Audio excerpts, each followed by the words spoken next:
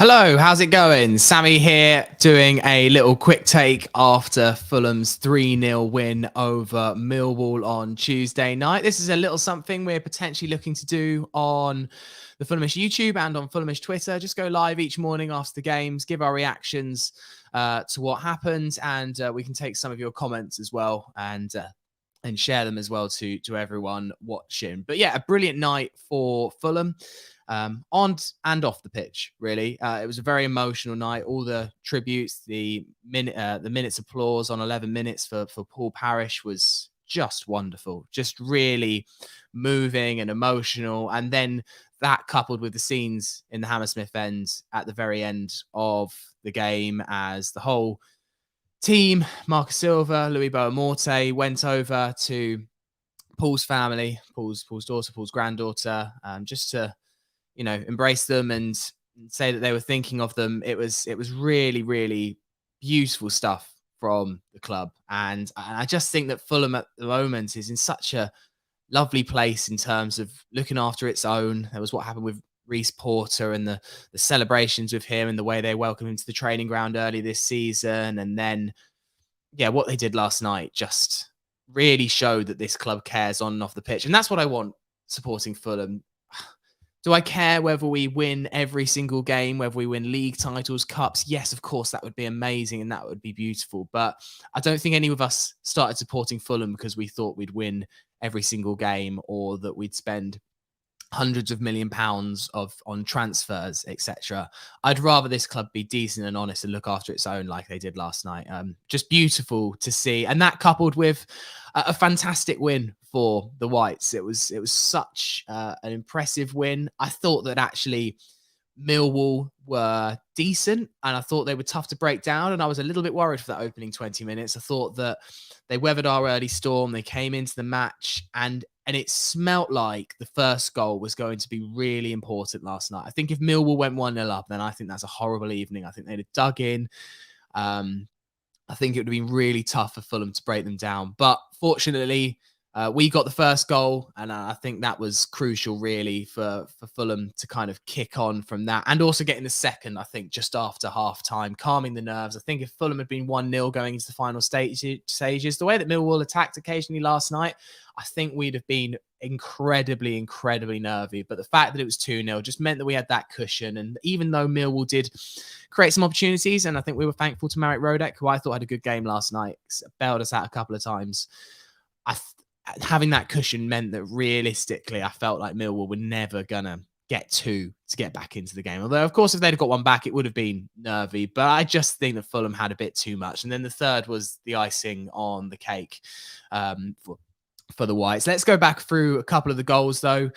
First goal was assisted by Nico Williams, who made his debut last night. And we've got a question here from Tom Arnott, said thoughts on our fullbacks' performances last night. I'll touch on Robinson in a second. But yeah, Nico Williams, I thought it was okay. I mean, he got his assist. That was a brilliant moment. The Millwall defence just lost track of him, really. He managed to get to the byline pretty much unchallenged. I think the two players on the Millwall left side were focusing too much on Harry Wilson, trying to stop his cross, and they just completely lost Nico Williams making that run to the byline. A decent cross in, took a little deflection, which is what helped it get to Mitrovic, and he just swept it in, didn't he? But it was good play from Nico. I thought overall I would give him a 6-7 out of 10. I thought that occasionally some of his defending was a bit sloppy. There was a moment, particularly in the second half, we were 2-0 up, where he tried to go round a Millwall player. The ball was pretty easily intercepted, and then he just couldn't get back to his man. It then fell to Jed Wallace, and he was bailed out by Rodak, who saved his blushes a little bit there. But it's his debut, and he's played kind of minimal football, played Carabao Cup matches for Liverpool. He's adjusting to life in the second tier, which is punishing. Look, it's not the quality that he would have faced in the Premier League, but it is still pretty punishing. So I think he'll get up to speed, and I think he'll just be fine. I think he'll be a solid right back option.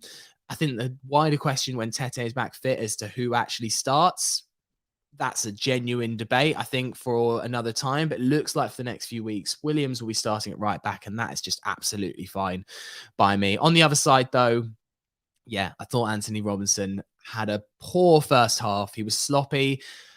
I thought second half he was great. I thought there was no problems in the second half personally, but yeah, first half I think he just struggled to adjust back to the pace. And again, though, I don't want to criticize him too much. This is from David Wellington on Robinson. Good timing. Said Robinson is a weird mix of brilliant and woeful. He needs to cut out the latter if he wants to make it in the Premier League. Can he do it? It's a genuine question. It's up to the debate.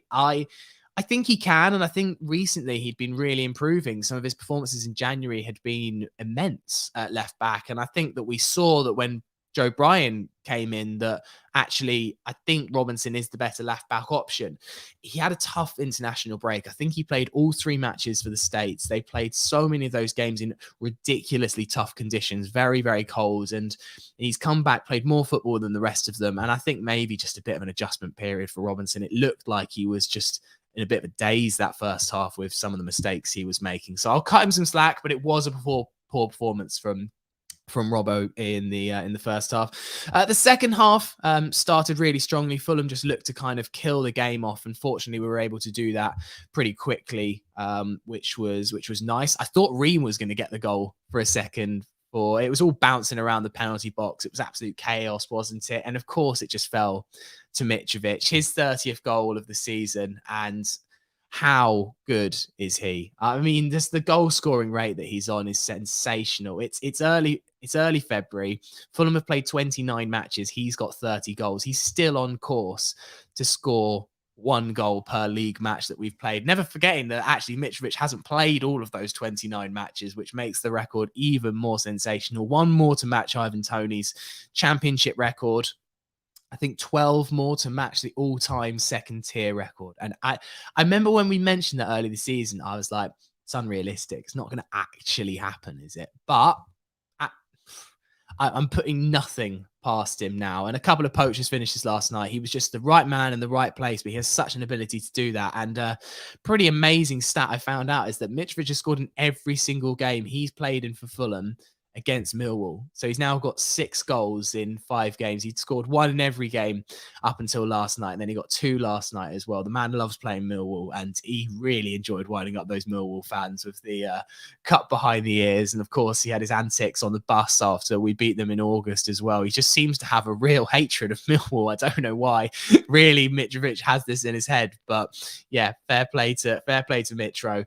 And then the game from that, I thought that Fulham, I think on balance of play, Millwall deserved a goal. I do. I think that Fulham were the better team, but I do think that on balance of the play that Fulham keeping a clean sheet was a bit lucky. We had Rodak to bail us out, as I said, a couple of times. One of the saves he made, which the Millwall fans thought they'd scored, which was amusing, was a particularly brilliant save. And look, Rodak's been under a bit of pressure recently. I think Gazaniga's come in and had a couple of decent cup performances, and some of what Rodak's been doing has been a little bit sloppy. But I thought last night he answered a few of his critics with a couple of key saves that kept the clean sheet for Fulham, and that's important. Not kept a clean sheet since the Reading game, been a few question marks of our defence in general, and I think keeping a clean sheet will be massive for the confidence. The third goal, I just want to talk about it, how similar it was to the goal we scored against Man City. It's the Mitro in the centre circle kind of area with that ball over the right hand side to Harry Wilson, who dances into the box, finds Fabio Carvalho. And I saw Dan Cook earlier in the Fulhamish community saying that he feels like it's a set piece almost on the pitch. It's a rehearsed movement, a rehearsed attacking play that Fulham are just able to execute over and over again. And maybe a bit like the kind of NBA style blocking from earlier in the season, teams may start to figure out and realize, right, lads, we cannot let them just do that sweeping ball over the right into the channel for Harry Wilson, because it seems to be working every single time. But the beauty of it is I'm sure Marco and his team will come up with a new attacking plan. And how exciting is it to see that Marco's not just saying, oh, lads, just attack and see what happens, a bit like we felt Scott Parker was doing. He's being meticulous and coming up with different ways and strategies that Fulham can hurt opposition teams. And it's exciting to watch on the pitch. And yeah, that goal fell to Fabio Carvalho. He kind of scuffed it. He likes doing that. And then Bobby Decordova-Reid with some really nice anticipation. I thought it was about 2 yards offside, and then watched the replay, and actually, no, Bobby just anticipates it fantastically. Keeps himself onside. Good call from the lino. to not raise his flag, because it would have been very easy for him to do so. And 3-0 made it comfortable in the end. A few questions before we go then, or a few pointers. And Stan Cook, who I was just talking about, says, I think whilst it's fair to question Robinson's end product, his athleticism and direct running gets him into positions most other fullbacks simply won't find themselves in. Yeah, this is why I think his ceiling is high. I think if he can cut out some of the mistakes, and then I think we've got a real great left back on our hands that could do it in the Premier League if required. I don't think Fulham will be going out and out to sign a Matt Target in the summer if we do go up. I think Silva trusts Robinson, and maybe we just have to forgive him for some of the kind of sloppy passes, because he's often taking risks. And I mean, he did well in the Premier League last season. It's easy to forget. He's had a few moments in the Championship this season which have made me question him. I've certainly questioned him a lot, but I'm starting to warm again to Robinson. And I think you see from the second half performance that he put in yesterday that when he's on song, he's pretty tough to play against.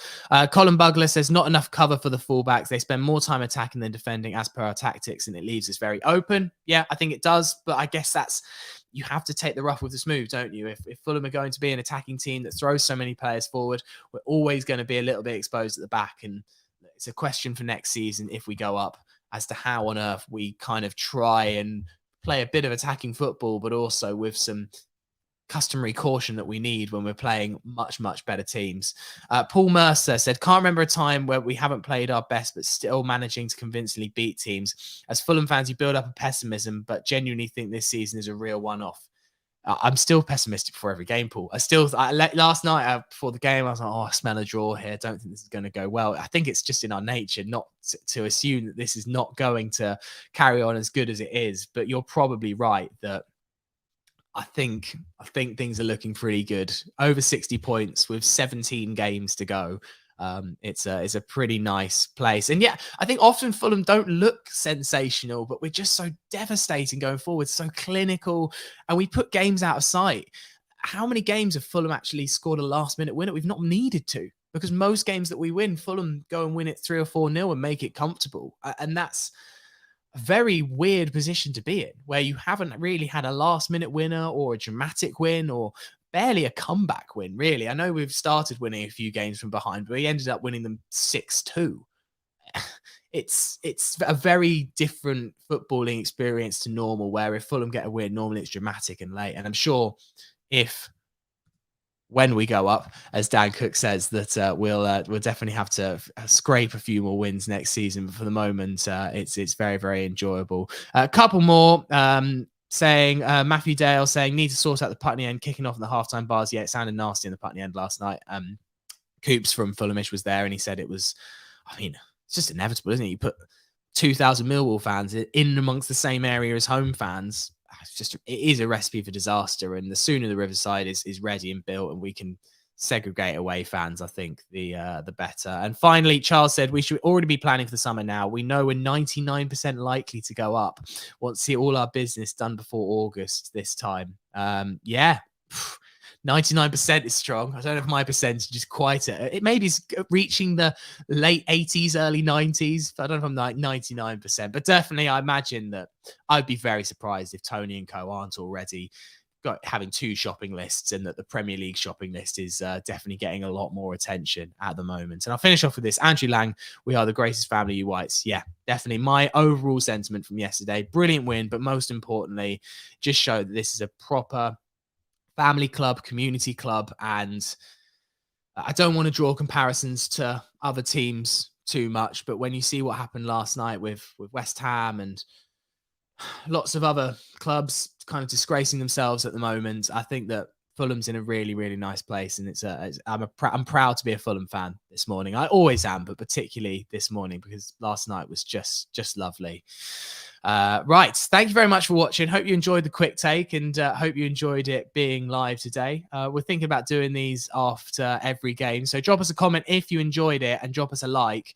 And then that way we'll try and do more of these live the morning after each game. I think it's a format that works nicely. And yeah, thank you for all of your comments today. So have a good week. Podcast coming out later today, early tomorrow, I believe, with some more reaction with Peter, myself, and Jack. And yeah, have a good day. You whites.